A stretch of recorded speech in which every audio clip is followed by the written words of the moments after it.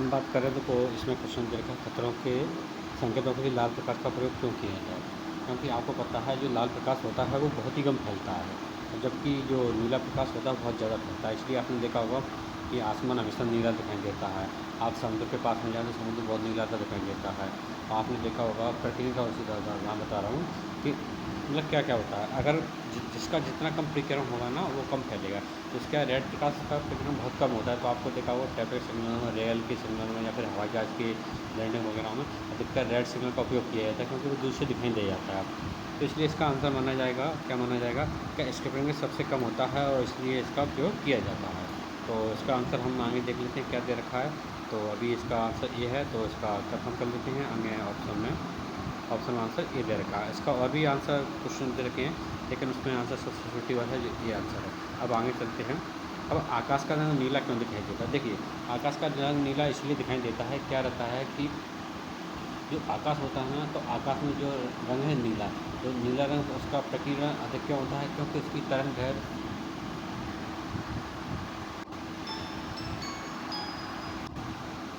तो इसका सबसे जो रीज़न होता है क्या रहता है कि इसमें जो प्रकाश का रंग रहता है, वो मतलब जो आकाश का नीला रंग रहता है प्रकीर्णन का रहता है। लेकिन प्रकीर्णन क्यों होता है, क्योंकि भैया प्रकीर्णन इसलिए होता है, प्रकीर्णन क्या है कि जो इसकी तरंग दैर्घ्य होती है ना, वो बहुत कम होती है किसकी, नीले प्रकाश की, जिसके कारण वो बहुत ज़्यादा फैल जाता है। तो इसका आंसर ए ऑप्शन होगा। तो आगे आप चेक करते हैं, तो आंसर इसका ए है।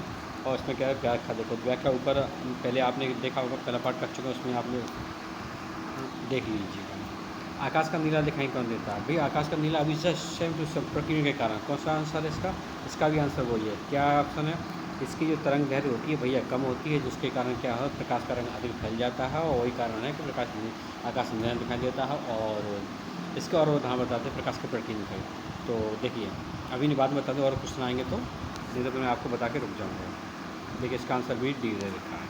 इसमें देखते हैं, आकाश के नीले दिखाई देने का कारण प्रकीर्णन है, ठीक है। इन दोनों के सातों रंगों का कारण प्रकाश के प्रकीर्णन। सूर्योदय के लाल दिखने का कारण प्रकाश का प्रकीर्णन। देखिए, दो चीज़ अब हम लोग कंफर्म है। पहली चीज़, आकाश का नीला दिखाई देना, इसका नीला दिखाई, उसको हम कंफर्म करेंगे कि जो आकाश का जो प्रकीर्णन के दिखाई देता है किसी और पे, लेकिन इसमें परावर्तन अपवर्तन के कारण ये आकाश का नीला दिखाई देना मैंने पढ़ा है, तो ये आंसर नहीं होगा।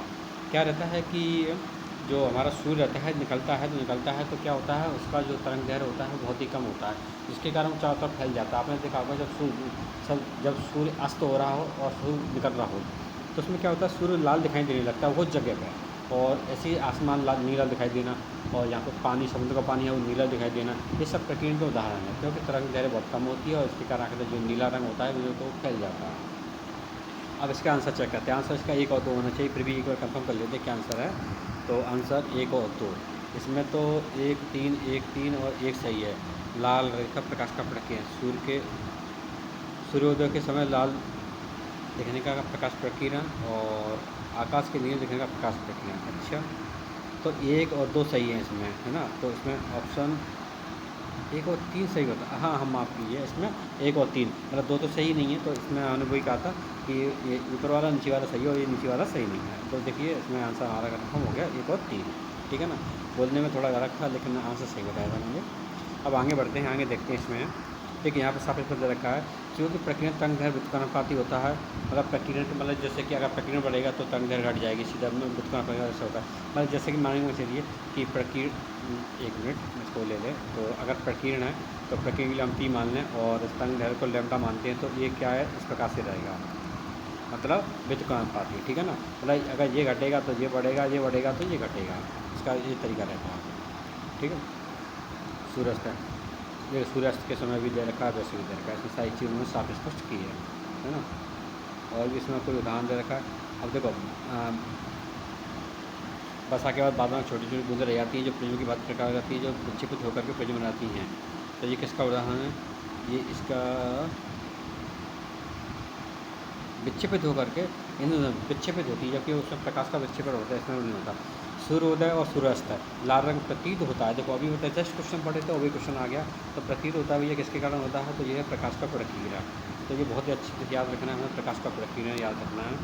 आप देखिए, सूर्य अस्त होने से लाल दिखाई देता है भैया, तो सूर्य अस्त हो रहा है तो लाल दिखाई दे रहा है, तो प्रकाश का प्रकीर्णन। सीधी सी बात है, ये क्वेश्चन बहुत इंपॉर्टेंट है और आते रहते प्रकाश का प्रकीर्णन, इसका भी आंसर रहेगा। और आगे बढ़ते हैं और देख लेते हैं। अंतरिक्ष में यात्री को आकाश नीला कैसे दिखाई देता है? आकाश से भैया वो नीला दिखाई नहीं देता, वो काला दिखाई देता है, क्योंकि वहाँ पे वो निर्वात है, निर्वात में कोई चीज़ उसमें दिखाई नहीं देती। तो भैया वहाँ पर ना तो प्रकाश है, तो प्रकाश में प्रकाश होता है जब भी तो दिखाई देगा, लेकिन वहाँ तो प्रकाश है ही नहीं, तो इसमें काला आंसर आएगा। तो इसको आप कहीं गलती न कर, लोग कहते हैं कि आसमान नीला नीला, तो भैया ऊपर से भी नीला दिखाई देगा। तो इसका आंसर भी चेक कर लीजिए। प्लस देखो काला दिखाई देता है। सूर्य का प्रकाश श्वेत रंग का मिश्रण होता है, इस प्रकार से ये दे रखा है। और आगे देखते हैं इसमें क्या क्या है। देखो उसमें प्रकाश की बात आ रही है, जहाँ भी आ रही है, तो इसका वो दिखाई देता है। जब हम ऊंचाई पर वायुयान को आकाश से देखा जाए तो आकाश दिखाई देता भैया, तो आकाश नीला दिखाई देगा, ठीक है ना। तो इसमें आंसर, इसमें भी आंसर ए होगा। तो इसका आंसर हम ये कर देते हैं और आगे बढ़ते हैं, आगे देखते हैं इसमें क्या रहेगा। अरे आंसर इसका बी दे रखा। जब अधिक ऊंचाई पर वायुयान से आकाश दिखता है तो आकाश कैसा दिखाई देता है? तो आकाश काला दिखाई देता है। एक मिनट, वो तो अधिक ऊंचाई, इसमें अंतरिक्ष का ऑप्शन जगह, इसमें हवाई जहाज का ऑप्शन होता है तो नीला दिखाई देता है, लेकिन ये कह रहा है वायुयान से। भैया वायुयान से नीला दिखाई देना चाहिए, लेकिन फिर भी कह रहा है काला दिखाई देता है। तो हो सकता अंतिम जाकर आकाश को देखें तो काला दिखाई दे रहा है, यहाँ पर स्पष्ट लिख रहा है। लेकिन ये कह रहा है कि वायुयान से आकाश कैसा दिखाई देता है? वायुयान से आकाश नीला दिखाई देता है, ये तो मुझे कंफर्म नहीं, लेकिन ये आंसर करा है बी ऑप्शन, तो इसका बी आंसर मानना पड़ेगा। तो इसमें और व्याख्या करा भाई ऊपर, इसमें व्याख्या देख लेते हैं क्या दे रखी है कि सूर्य का प्रकाश श्वेत के 7 रंगों में मिश्रण है, जो इस प्रकार है: बैंगनी, जामुनी, नीला, हरा, पीला, नारंगी और लाल। बैंगनी प्रकाश का तरंग सबसे कम होता है, बैंगनी का सबसे कम होता है, लाल रंग का सबसे अधिक होता है। जब सूर्य का प्रकाश वायुमंडल में प्रवेश करता है तो पृथ्वी के वायुमंडल में गैस के अणुओं, धूल कणों, पराग कणों आदि से टकराता है। जब प्रकाश किसी कण से टकराता है तो ये यहाँ तो वह उस कण के आर पार निकल जाता है अथवा उसके द्वारा परावर्तित या तिरछा कर दिया जाता है। सूर्य के प्रकाश का लाल अंश तो बिना किसी प्रकीर्णन के पृथ्वी पर पहुँच जाता है, पर बैंगनी, जामुनी, नीला प्रकाश हवा में मौजूद अणुओं से आदि से प्रकीर्ण कर दिया जाता है। हवा के कणों द्वारा प्रकाश के प्रकीर्णन फलस्वरूप आकाश नीला दिखाई देता है। अंतरिक्ष से जाकर के आकाश तो काला ही दिखाई देगा। अंतरिक्ष की कह रहा है, लेकिन कभी देखो हवाई जहाज से सफ़र करेंगे तो और देखेंगे इसका बेहतर आंसर मिलेगा, लेकिन अभी तो प्लान में यही है। अब आगे देखते हैं इसका और एक और क्वेश्चन। अब देखते हैं समुद्र को नीला दिखाई देता है। भैया समुद्र के लिए अभी हमने साफ स्पष्ट किए थे, तो इसमें प्रकीर्णन के कारण नीला दिखाई देगा। तो इसमें आंसर देखते प्रकीर्णन कहाँ है हमारा? आकाश के परावर्तन जल के कारण प्रकाश का ये देखिए आंसर बी ऑप्शन है। तो इसमें आंसर देखते हैं क्या दे रखा है, आंसर बी दे रखा है, बिल्कुल वही आंसर है, सेम टू सेम। देखिए ये सही सारी चीज़ की दे रखी है, पर जो प्रकीर्णन तरंग दैर्घ्य होती है उसकी व्युत्क्रमपाती होती है, इसके कारण उसका नीला रंग फैल जाता है, तो फैलने के कारण नीला दिखाई देता है। हमें हरी घास का रंग हरा क्यों दिखाई देता है? भैया हरी घास का रंग इसलिए हरा देता है क्योंकि बाकी चीज़ सब वो अवशोषित कर लेता है, उसको अवशोषित कर लेते प्रकाश को, और सब हरा ही रंग वो क्या करती है, परावर्तित करती है। तो देखते हैं इसमें ये हरे रंग के प्रकाश को हमारी आंखों पर परावर्तित करती है। तो ये आंसर बिल्कुल सबसे सही है। ये प्रकाश को अवशोषित करती है, ये अतिरिक्त सभी को कोई नहीं। तो इसका आंसर ए सबसे बेस्ट लग रहा है, और ए आंसर इसका आंसर दे रखा है। आप देखिएगा, हमने बताया था इसका ए आंसर है और ए आंसर दे रखा है। देखिए इसका वो देखें क्या बोलते हैं, इसमें मतलब स्पष्टीकरण दे रखा है। तो स्पष्टीकरण क्या दे रखा है, देखिए हरी घास की पत्तियों पर पड़ने वाले प्रकाश से पत्तियों में उपस्थित प्रकाश संश्लेषी वर्णक मुख्य लाल, नीला, बैंगनी, नारंगी को अवशोषित कर देता है तथा हरे रंग के प्रकाश को परावर्तित करता है। इस कारण क्या होता है, पत्तियाँ हमें हरी दिखाई देती हैं। मतलब अगर कोई भी चीज़ हमें किसी वस्तु की दिखाई दे रही है लाल, पीली, नीली, तो ध्यान रखना कि वो वस्तु उसी चीज़ को प्रकाश मतलब परावर्तित कर रही है, बाकी चीज़ को अवशोषित कर रही है, ठीक है ना। अब प्रसारी विश्व की शर्त रखना, ये तो आंसर देखना पड़ेगा। टॉपिकल क्वेश्चन है, तो किस वैज्ञानिक ने दिया था, वैज्ञानिक ये ने दिया था। तो इसका क्या डॉपलर प्रभाव तो आगे देखेंगे। अभी इसमें स्पष्टीकरण देख लेते हैं। स्पष्टीकरण कह रहा है कि परासरी विश्व की शक्ल पर डॉपलर प्रभाव पर आधारित है। डॉपलर प्रभाव के कारण आकाशगंगाओं के केंद्र से आने वाले प्रकाश से उत्पन्न लाल विचलन यह दर्शाता है कि वो हमसे दूर जा रही है, अर्थात हर दिशा में ब्रह्मांड का विस्तार हो रहा है। अच्छा ठीक है।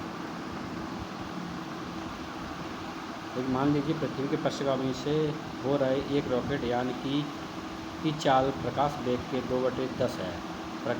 रॉकेट में स्थित यात्रियों को जो नीला दिखाई दे रहा है, जो प्रकाश नीला दिखाई दे रहा है, पृथ्वी पर स्थित प्रेक्षकों को कैसा रंग दिखाई देगा? अच्छा इसका नहीं कह सकते, इसका आंसर देखना पड़ेगा क्या आंसर है इसका। इसका आंसर क्या है, देखो इसमें ऑप्शन दे रखे हैं, ए नीला, पीला, नारंगी, पीला। अब इसमें देखो नीला तो सबसे बेस्ट था, बाकी तो हमें लग ही नहीं रहा, लेकिन फिर भी इसमें नीला ऑप्शन होना चाहिए। देखते हैं क्या आंसर दे रखा है इसका। तो आंसर पे बढ़ जाते हैं, आंसर देखते हैं। आंसर इसका सी दे रखा है। तो भैया इसमें सी आंसर, सी का मतलब क्या हो गया? सी का मतलब हो गया पीला। ठीक है, देखते हैं क्या है इस पीला। और इसमें देखो बहुत वर्टिकल एक इक्वेशन दे रखी है, तो ये इक्वेशन करनी पड़ेगी, उसके आधार पर आंसर आया है। तो इसमें हम कुछ नहीं कर सकते। किसी उत्तल दर्पण द्वारा अनंत तथा दर्पण के ध्रुव P पर रखे बिंब के प्रतिबिंब की प्रकृति क्या होगी? तो देखिए इसका आंसर क्या है, आंसर के आधार पर लगा पाएंगे, क्योंकि ये अभी टॉपिक हमने पढ़ाया नहीं। जैसे पढ़ाएंगे तो हम आपको और स्पष्ट कर देंगे। तो इसका आंसर देखते हैं। आंसर इसका ए है। मतलब कह रहा है कि भैया कोई भी वस्तु उत्तल दर्पण पर अनंत पर और ध्रुवण के पीक पर रखें तो उसे क्या ये मानी जाएगी आभासी और शीता। और अगला आंसर देखते हैं, क्वेश्चन देखते हैं। तो क्वेश्चन 89, कार के पीछे के यातायात के दृश्य अवलोकन के लिए किस प्रकार का शीशे का उपयोग किया जाता है?